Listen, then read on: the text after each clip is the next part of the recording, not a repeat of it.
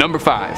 TickTock sighting. Our first entry on this list comes to us from a very reputable source, TickTock. TickTock user Drillabang, who posted this video recently online. The caption, "We caught them out there," is almost Mulder's catchphrase of "the truth is out there." Almost. And it seems like they are. The video shows a short clip of someone filming the sky and clouds, and passing through the clouds slowly is something. It's kind of hard to tell. It's an unidentified flying object. A small black being with what looks like tentacles protruding from it, like a little black jellyfish. The entity is moving slowly through the sky, with what looks like an electrical field following all around it. The being appears to be electrical, possibly a small mechanical drone. My first thought looking at one of these things is just how much this thing looks like the Sentinels from the Matrix. Could very well be evidence of the simulation leaking through. This clip is undeniably pretty odd. It's hard to make out just how big this flying entity is, although it does look a little bit small, but really it's hard to tell. Is it a spacecraft? Is it a living being but biomechanical? Is it a drone? Of course, it has to be said, the clip, as impressive as it is, could very well be a high production hoax. Like I said, the thing really does look a little too perfect for me,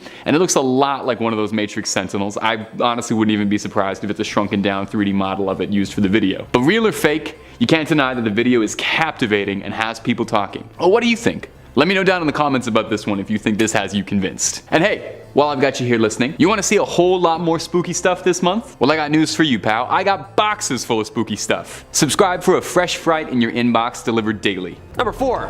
Ivan Wagner. As always, if you dig what we do here at Top 5 Scary, make sure you hit that like button or comment down below. It really helps the channel out. Have you ever seen a UFO out there? Yeah, you. Have you seen one? Comment down below with some details about your experiences. I know I have.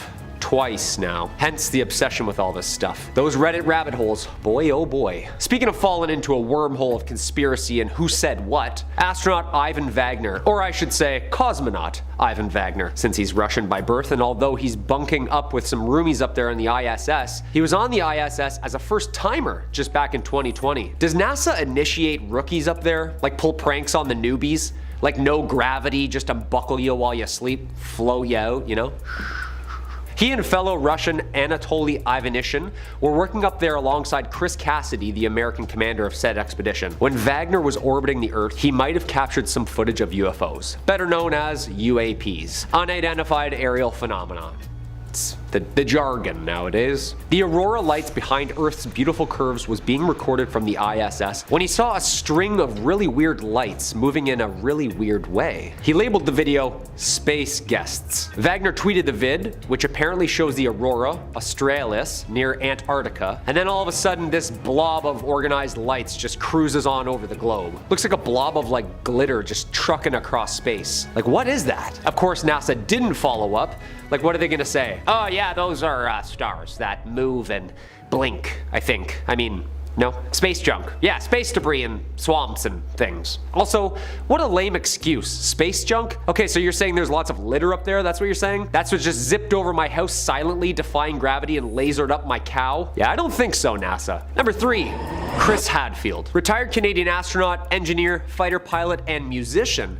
Ladies and gentlemen, Chris Hadfield flew 2 missions and also served as commander on the International Space Station. Before his career as an astronaut, he served in the Canadian Armed Forces for 25 years as an air commander fighter pilot. So he has the credentials to say the least. In 1992, Hadfield was accepted into the Canadian astronaut program. He first flew in space in 1995, and since then, he says he's seen tons of stuff up there just zipping around that even a man with all those credentials says he can't explain. Quote, "I've seen countless things in the sky, but he has a pretty cool take on it. He doesn't keep it on the DL, he doesn't boast, and he doesn't panic. Seems like Chris has the mentality like, quote, to see something in the sky that you don't understand and then to immediately conclude it's intelligent life from another solar system is the height of foolishness and lack of logic. However, Chris seems to have a little dirt on Mars that maybe we all don't. He said, I think the fundamental question is that Mars was a lot like Earth 4 billion years ago when life first formed. So if it happened here, did it happen there? It would be evident somewhere in the geologic records. All we need is one fossil for proof. He thinks there could be potentially alien life in the clouds of Venus or on the distant moons of one of our gas giants. Researchers have suggested that there could be microbial life in the clouds of Venus because of the presence of ammonia, which on Earth is a key indicator of aquatic life. Aquatic life, eh? Atlanteans? Hadfield on the UAP phenomenon, quote, "We have 7 people living up there. We've been sending people to space since I was born. I spent half a year off planet looking everywhere. It makes no sense at all that intelligent life somewhere from not our solar system could cross interstellar space and just sneak around and only be caught on some strange video by fighter pilots. It just doesn't pass any basic sniff test or logic. It's fun, it's exciting, but if you use reason, the whole argument falls apart. End quote. Okay, Chris Hadfield, keep your secrets for now, you polite Canadian you. Wait till people start looking into Paul Hellier, another very polite Canadian with some secrets of his own. Until then, you keep distracting us up there with that guitar, Chris. I see you, Jake Sully. Number 2, Michael Collins. NASA veteran and the very first driver up there, Mr. Michael Collins himself, served as command module pilot on the historic Apollo 11 mission in 1969. When Neil Armstrong and Buzz Aldrin walked on the moon for the very first time, saying those very first famous lines we all know so well, Collins was back parking that thing up there. Mr. Collins stayed up there by himself in lunar orbit, waiting for the safe return of his crewmates. I can't even stay in a basement with the lights off by myself. Imagine being up there just drifting in the currents of matter, like being in the middle of the ocean. Yeah, no way, dude. The astronaut retired from NASA in 1970 and spent his free time answering questions on Twitter.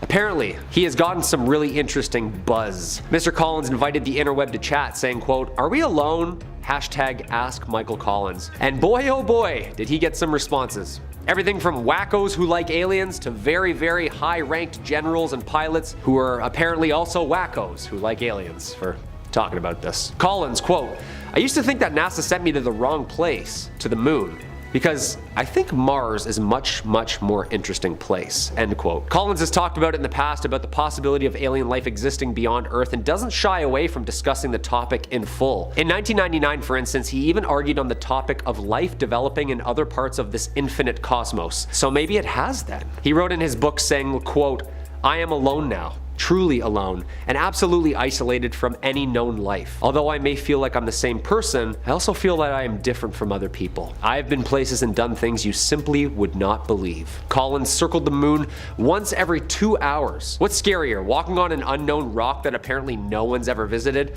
or flying all the way around it by yourself in the pitch black with no communications? Collins achieved the rank of Major General. He left NASA in 1970 to join the State Department and later became director of the Smithsonian National Air and Space Museum in Washington. One of the most key players in this whole thing. Michael Collins sadly passed in 2021. Number 1, Buzz Aldrin. Of course, the poster child for the whole phenomenon itself, Mr. Edwin Eugene Aldrin Jr. American astronaut, engineer, fighter pilot with a doctorate of science in astronautics. This guy is overqualified, okay? 3 spacewalks in 1966, Gemini 12 mission in 1969, Apollo 11 mission. He and mission commander Neil Armstrong were the first 2 people to land on the moon. Quote, "There was something out there, close enough to be observed. What could it be?" According to Aldrin, on Apollo 11 to the moon, quote, "I observed a light out the window that appeared to be moving alongside us. What could that have been other than a spacecraft from another country or another world? It was either the rocket that had separated from us or the 4 panels that moved away when we extracted the lander, right?" After he returned from his missions, he was convinced he saw aliens while he was out there. Credentials aside, he took a lie detector test, people, which he passed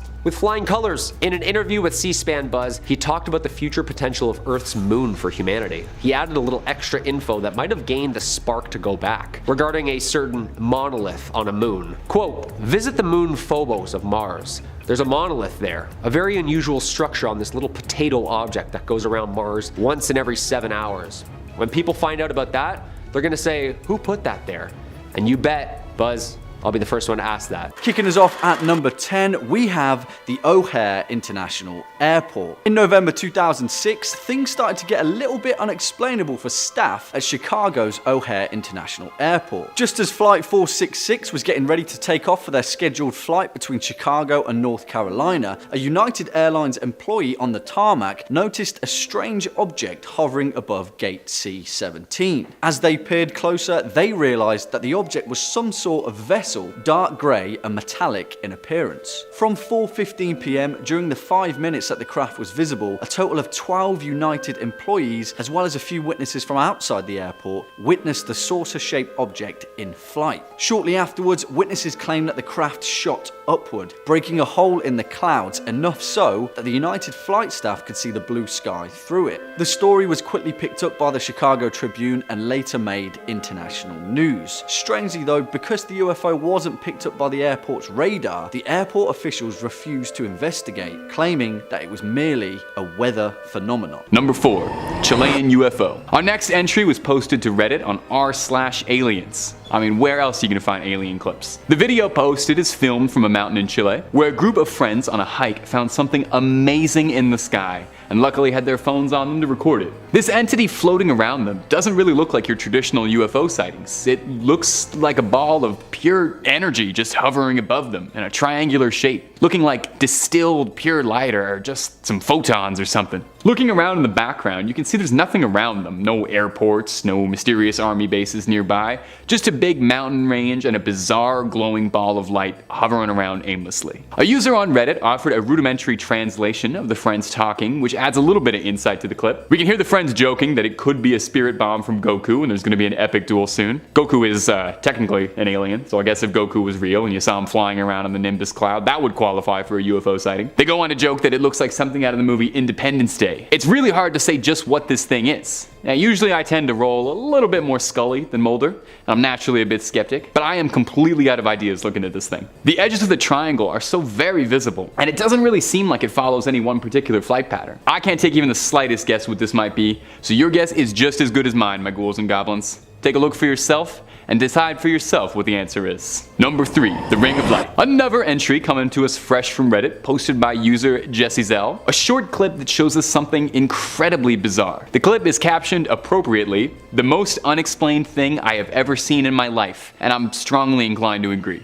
Take a little look-see. In the clip, we get a pretty good shot at a suburban house and the overcast night sky above. A little bit above the house, there appears to be a ring of light that appears, circling around, appearing a few lights at a time, rounding the house a few times. That's bizarre. Even the skeptics should buy into this one. I mean, it's easy to just imagine a flying saucer hovering a little bit out of view atop the clouds, descending its undercarriage lights on the neighborhood. A user in the comments proposed that it could just be nothing more than a series of spotlights. But the original poster and uploader of the video insists that from where they were standing, the lights are appearing above the clouds, not below them. And even then, what explains the perfectly circular pattern displayed? The user goes on to say that there was no particularly loud noises emanating from around the skies, and it was very hard to make out what was happening. They go on to add that they're very familiar with drones and have drones flying around their home with some regularity. I'm hoping they mean just a neighbor or an enthusiast and not that they're being watched. And that they would recognize a drone if there was one, and that they are certain these lights were not caused by drones. So just what is causing it? What was it? Is this Reddit user being observed by someone from the stars? Are they potentially a target for an abduction? We eagerly await a follow-up on this one. Number 2, the cube. Posted to YouTube by user, well, fittingly named, Is This a UFO? This brief 20-second clip showcases a pilot filming from inside the cockpit. Also, side note before I start talking about all the alien stuff, is that safe? Are you allowed to be doing that? I guess the plane doesn't crash in the video, so I'll take their word for it. Anyway, the clip is really short and sweet. We see from the window that there's a small cuboid-like shape blasting through the sky. The footage is extremely clear, unlike most UFO footage, and it's really easy to see what's happening, although it doesn't help matters much or provide you with any clear answers. What we can see is a small black cube propelling itself forward. There's no trail of smoke, no lights flashing, just a small black cube flying around. So what is that? Some comments in the video suggest that it could be a weather balloon or a helium balloon, although I gotta say the altitude is a bit questionable, or why it's traveling horizontally so fast. Its travel in the video does seem a bit pointed and intentional, like it's trying to get somewhere, although that could just be me wanting to apply sentient traits for it because I badly want to believe. Interestingly though, in 2014, a report from a 10-year Navy pilot veteran, Lieutenant Ryan Graves, claims that in his service, he would see UFOs nigh daily and would report them constantly, only to have his reports ignored. Interesting. He said in his time in the service, he'd see unexplainable objects flying by him at hypersonic speeds with no trails, no exhaust, often 30,000 feet up in the air undetected by his radar. He said one of the more consistent things that he would see was an object that looked like a sphere encased in a cube. Kinda sounds a bit like the cube propelling itself forward in this clip, doesn't it? Fascinatingly, after this report from Graves, the Navy announced it would be changing the way it handled UFO reports internally. Perhaps there's something they know and they're not telling us. Number 1, the laser pointer. And finally, we're down to our number 1 clip. Now this is my favorite clip of the bunch, by far. I mean, I would hope so, otherwise why would I bother putting it at the #1 spot? This clip also comes to us from Reddit from user Luke511, filming above him what appears to be a ball of light bouncing around bizarrely in the sky. A UFO if I've ever seen one. Luke, who when faced with the dangers of the unknown, the wonders of the cosmos, possibly standing on a chance to make that fabled first contact with another civilization with unknown frontiers, stood proudly and takes a laser pointer out and starts flashing it upwards to the sky. Now I have nothing but respect for this absolute madman who got right down to brass tacks. Because him flashing that laser pointer made this video go from, maybe that's a UFO, to, oh, that is definitely a spacecraft being piloted by an intelligent being. In the video, as soon as you see him flashing it around, the vehicle maneuvers on a dime, trying clearly to avoid the laser, which is pretty damning. Now the reason I love this clip so much, besides the fact that I do think it's pretty concrete evidence, assume these really are aliens flying around in that spacecraft. Imagine you're coming down to a new planet and you see a green beam coming from the ground pointing directly at you. Do you think they were freaking out? Do you think they were losing their minds, panicking that they got made? That laser was gonna come for them and destroy them? Or do you think it was more like a kitten situation? Like they saw the laser and got distracted by a really enticing game of intergalactic chase? Luke511, this has gotta be a top moment for humanity and for you as a whole. Tagging a UFO with a laser beam and potentially scaring alien life has got to be a landmark moment for us as a species. My only concern is that maybe this event might have sent intergalactic relations back just a little bit. I'm hoping aliens aren't afraid to visit the planet now because of the danger of green lights. We'll turn them off, we promise. We're sorry, it was just a little prank. Number 5, Leland Melvin. American engineer and now retired NASA astronaut Leland Melvin has spent hundreds of hours in space. Literally hundreds. Leland holds 4 honorary doctorates for his service in education, the sciences, and philanthropy. Doctorates. I'm just saying that before the comments start rolling in saying he's just another wacko.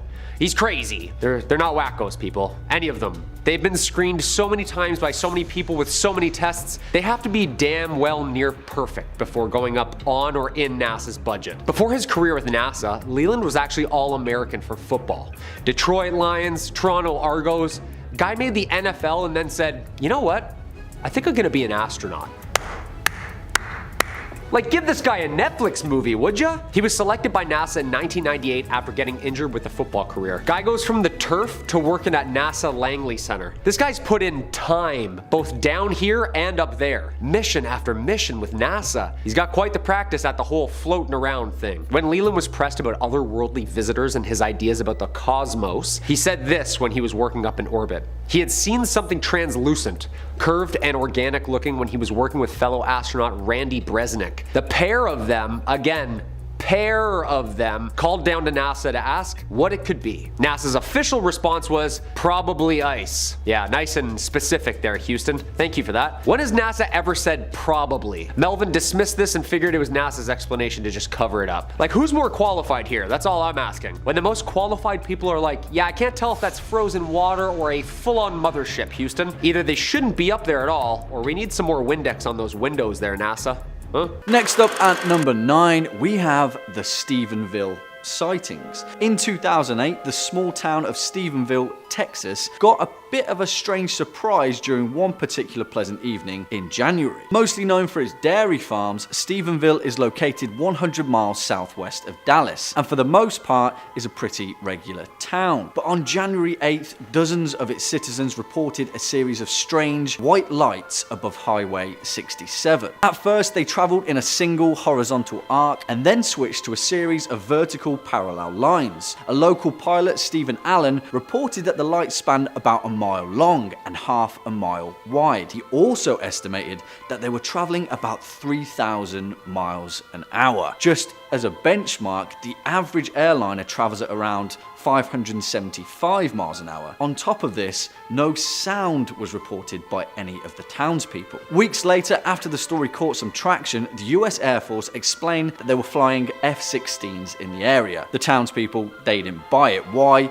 Because F-16s can't fly anywhere close to the speeds that the lights were sighted at. so who knows? Bringing it in at number 8, we have the USS Nimitz encounter. For 2 weeks, the USS Princeton was on a routine assignment, tracking reported objects that would appear at 80,000 feet and then plummet to hover above the Pacific Ocean. What's that, they asked. By November 14th, 2014, the ship had noted an object that appeared 100 miles off the coast of San Diego. After another nearby naval vessel, the USS Nimitz, had dispatched 2 fighter jets to the location, what they first saw appeared to be churning, boiling water in an oval shape underneath the surface. Then, suddenly and out of nowhere, the pilots reported a white tic-tac-like object that appeared above the water. The strange vessel had no visible markings that would indicate an engine, wings, or even a window. The 2 pilots, Commander David Fravor and Lieutenant Commander Jim Slate, attempted to intercept the craft, but it quickly accelerated away and disappeared. Later, it reappeared on radar 60 miles away. The UFO moved at 3 times the speed of sound and twice the speed of the fighter jets. Scary stuff. Next up at number 7, we have the story of William Bozak. William Bozak was a dairy farmer, they always are, from Polk County, Wisconsin, and on December 2nd, 1974 at 10:30 p.m. he stumbled across something that made him question his belief in aliens. Bozak was traveling from a local cooperative when he saw something on the side of the road on the way back to his farm. It was a tall object that was around 3 meters high and had a dull surface which didn't shine, but strangely reflected the car's headlights. On top of the object was a transparent section which had a creature in it with its hands raised in the air. Bozak reported that the creature was similar to a human being, but its head was covered in hard, short hair with large, bulging eyes and larger ears that resembled a calf's. Its body was covered in a thick brown wool, and it had a terrified facial expression as if it feared for its own life. Bozak couldn't explain what he saw, but as later paranormal reporters found, the town locals considered him to be an honest, truthful man and a general skeptic of UFOs. Since then though, he's changed his tune and has even stood up to a lie detector test to confirm his claims. Coming in at number 6, we have Paranormal Hitchhikers. Strange orbs are a pretty common occurrence in UFO sightings, but this one kind of takes it to a new level. In 2011, an unnamed security officer was driving home on a South Dakota highway. Suddenly, hundreds of opaque red lights began to appear around his vehicle and circled the moving car like a strange alien halo. The driver reported to police that he was still doing 60 miles an hour, but suddenly the car rapidly began to decelerate with absolutely no explanation. And then the lights, well, they just vanished. The driver later told police that as he was readjusting to what had happened, he noticed the lights re-emerge at the side of the road. It strangely began to assemble itself into some sort of glowing life form, and then without pause, it was on the bonnet of the car. He reported that it had long, translucent fingers that stretched through the roof of his car. The creature then ran its fingers down his back, which left a searing, burning pain. However, the officer also reported that he felt as if the creature was trying to communicate with him. As soon as the driver saw headlights in the distance, the creature reportedly dematerialized and disappeared, but the driver was left with some pretty terrifying memories. Jumping on in at number 5, we have the story of Gabriel. In Ethiopia, sometime in the 1960s, a young boy by the name of Gabriel was playing in his backyard with a friend. They were running around when Gabriel just kind of disappeared out of thin air. Traumatized, his friend alerted Gabriel's parents, and soon enough, the whole town was on lockdown. No one could explain what happened, and it remained a complete mystery. That is, until 6 months later when Gabriel rematerialized in a busy market square. Just like that, he was back. Witnesses couldn't begin to explain what they'd just seen. If that's not weird enough, the story that Gabriel later told would leave everyone baffled. He said that seconds after he was playing in the backyard, he was suddenly in a place he didn't recognize. Gabriel was led into a glowing, windowless white room by a strange humanoid creature. Inside that room were other abducted children, seemingly from different parts of planet Earth. He said that some of the children had been there for months, but his grasp of time was a little bit off. His captors later led him to a large city-like area with no sky, surrounded by supernatural skyscrapers. He reported seeing flying vehicles that resembled cars, and other humans were walking with creatures that he didn't recognize along streets that almost shone. Gabriel reported that the whole experience lasted a couple of hours, but when he was transported back, he had no idea that 6 months had just passed. Remember, kids, never go off with strangers. Next up at number 4, we have the story of Travis Walton. Now, this one is pretty damn weird, so just stick with it. The case begins in November 1975 at the Apache Sitgreaves National Forest near Phoenix, Arizona. Travis Walton was a forestry worker, and along with 6 colleagues, they were on a tree thinning project out in the woods. The 7 of them reported at first seeing mysterious lights, which then materialized into some sort of flying saucer up in the canopy. Mesmerized, Walton was the only one to get out of the vehicle and approach the craft, despite his friends yelling at him to get back. Suddenly, Travis was hit by what he refers to as an energy beam, and he was blasted back over 20 feet. He disappeared over the trees while his colleagues were still trying to figure out what the hell had just happened. Originally, police thought that this whole thing was an elaborate cover-up by his colleagues, and in reality, they'd murdered him and disposed of the body. But everyone lost their minds when Travis turned up 5 days later, claiming that he'd been abducted by aliens and that he'd had to fight his way out. Travis claimed that 3 humanoid beings held him captive. They were grey, smooth-skinned, and blemishless. Later, all 7 of the group passed lie detector tests, adding credibility to this bizarre ordeal. Coming in at number 3, we have the Valentine Disappearance. Now, this story is pretty compelling, and whatever the truth really is, some downright weird stuff went on here. At 7:12 p.m. on the 21st of October 1978, one of the most unexplainable UFO sightings in modern history occurred over the Bass Strait in Australia. Born on the 9th of June 1958 in Melbourne, Frederick Valentine was a 20-year-old shop assistant with a passion for aviation. During his 127-mile flight, Fred intended to fly out to King Island, but during his journey, he ran into something a little bit strange. Fred advised Melbourne Air Traffic Control that he was being accompanied by an aircraft that was about 300 meters above him. Air traffic replied that there was no known traffic at that level. He described the vessel as being long and having some unusual features, illuminated by 4 bright landing lights, and was acting in a very strange way. Visibility was good and winds were light, so Fred quickly ruled out the possibility of an optic illusion. The craft passed him regularly at high speeds before switching up direction and altitude. Frederick claimed that the aircraft was orbiting above him, and after 28 seconds of radio silence, he reported that the vessel had just vanished. But moments later, after telling air traffic he was proceeding to King Island, Frederick notified the operator that the aircraft was back. And in his words, it's hovering and it's not an aircraft. This was followed by 17 seconds of a strange, unidentified noise, described as being metallic, scraping sounds. Then all contact was lost. Frederick Valentine's body was never found, and neither was his aircraft. Bringing it in at number 2, we have the Aurora, Texas crash. You're not going to believe this one, but seriously, I'm pretty sure this is legit aliens. In 1897, that's right, 1897, 6 years before the Wright brothers' first flight, numerous sightings of a strange cigar-shaped airship were reported all across the United States. And the small town of Aurora, Texas would quickly become one of the most infamous UFO hotbeds in the world. On April 17th, locals ran out of their houses to the sight of a mysterious object in the sky, and they soon realized that it was about to crash. Slowing down to a speed of 10 or 12 miles, the aircraft gradually settled itself toward the ground, sailing directly over the busy public square and crashing into a windmill in the northern part of the town, which was owned by the town's lawmaker, Judge Proctor. The residents soon rushed over to the crash site, where they found strange burning machinery and the pilot who had not survived the crash. Locals reported that the pilot was not of this world, and in newspaper reports they referred to it as a Martian in 1897. There were also a stack of papers found on the body, written in an unknown form of hieroglyphics which couldn't be deciphered. Strangely enough, the townsfolk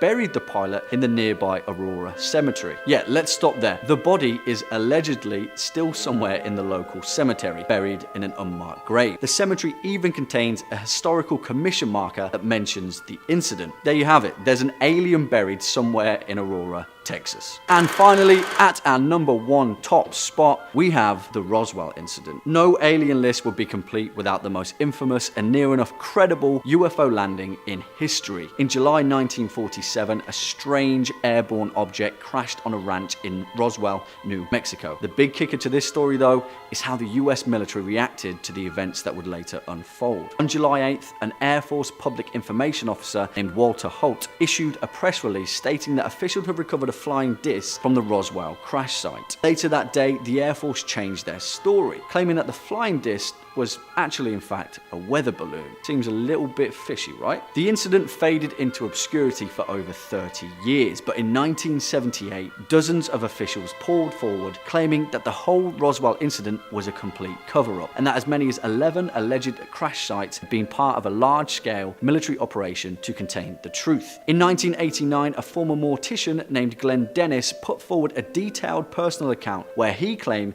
that he'd witnessed multiple alien autopsies carried out at the Roswell base. What this gave birth to was an astronomical rise in UFO popularity, with thousands of people pouring in across the globe with similar stories and experiences. What do you guys think? Have you ever experienced an unexplainable alien incident? Do you believe that we're not alone in the universe? As the old saying goes, the truth is out there.